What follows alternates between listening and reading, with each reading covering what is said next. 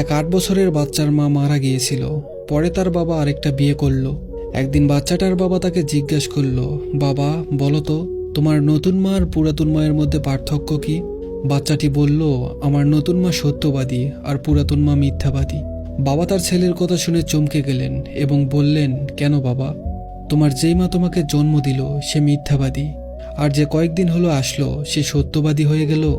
বাচ্চাটি বলল, আমি যখন সারাদিন খুব দুষ্টামি করতাম তখন আমার মা আমাকে বলতো, তুই যদি এমন দুষ্টামি করতে থাকিস তাহলে তোর খাওয়া দাওয়া বন্ধ করে দিব। তারপর সারাদিন যখন আমাকে খুঁজে পেত না তখন সারা গ্রাম খুঁজে আমাকে ধরে এনে নিজের পাশে বসিয়ে নিজের হাতে খাইয়ে দিত। আর আমার নতুন মা বলে, তুই যদি এমন দুষ্টামি করিস তাহলে তোর খাওয়া দাওয়া বন্ধ করে দিব। সত্যি সত্যি আজ 3 দিন যাবত আমাকে কোনো খাবার দেওয়া হয়নি। সত্যি নিজের মায়ের মতো মা পৃথিবীতে আর কেউ হতে পারে না।